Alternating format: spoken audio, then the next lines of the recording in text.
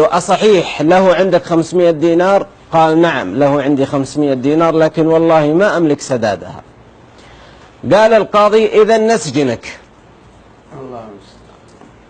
قال يا حضرة القاضي أما إذا أبيت على سجني فاجعلني أذهب إلى أهلي أبلغهم بهذا الحكم ما يدرون عني وارجع لك بكرة. قال ومن يضمنك؟ من يكفلك؟ قال يكفلني رسول الله صلى الله عليه وسلم. واعلم أيها القاضي أنني لو لم أحضر غدا فأنا لست من أمة محمد صلى الله عليه وسلم. القاضي كان فيه لمسة إيمانية فقال له قبلنا كفالة المصطفى صلى الله عليه وسلم. ذهب الرجل إلى زوجته، الزوجة كانت مؤمنة وحكى لها الخبر. قالت الزوجة دام رسول الله صلى الله عليه وسلم ضمنك هذه الليلة وأعادك من عند القاضي اجعلنا نصلي على رسول الله صلى الله عليه وسلم هذه الليلة طوال الليل. الله أكبر. فبدأوا يصلون على المصطفى صلى الله عليه وسلم طول الليل حتى ناموا وهم يصلون على النبي صلى الله عليه وسلم.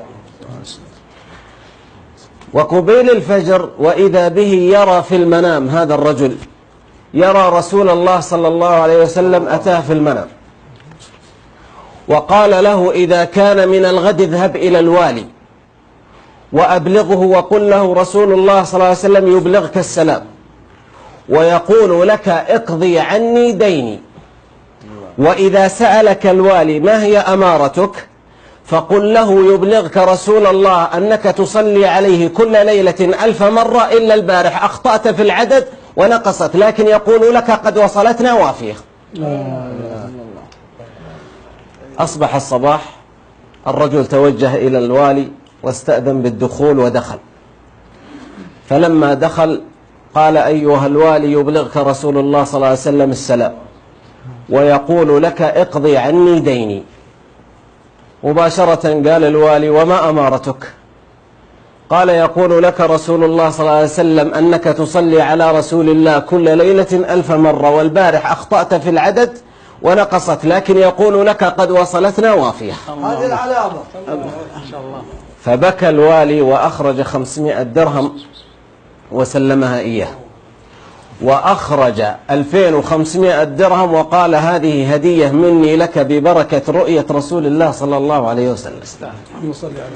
أخذها الرجل واتجه إلى القاضي. لما دخل عند القاضي ورآه القاضي بلهفة قال وينك يا رجل؟ احنا مشتاقين نشوفك. قال هذا أنا حضرت. فأخرج القاضي صرة فيها 500 درهم وسلمها هذا الرجل وقال له اقضي دينك لهذا التاجر. قال ولما؟ قال ببركتك رأيت رسول الله صلى الله عليه وسلم البارحة وقال لي إن قضيت عن هذا الرجل دينه قضينا عنك يوم القيامة. الله أكبر. وفجأة وإذا بالتاجر يدخل، فلما دخل وهو يلهث قال وينك يا رجل نبي نشوفك؟ قال هذا أنا حضرت.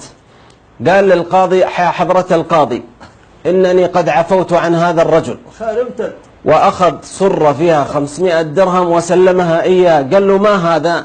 قال ببركتك رأيت رسول الله صلى الله عليه وسلم البارحة وقال لي إن تعفو عن هذا الرجل غدا نعفو عنك يوم القيامة. الله المستعان.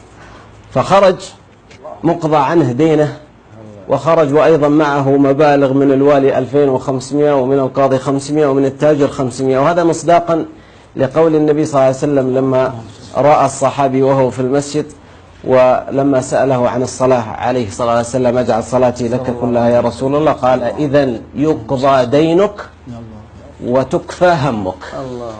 اللهم صل وسلم على نبينا محمد. اللهم آمين. اللهم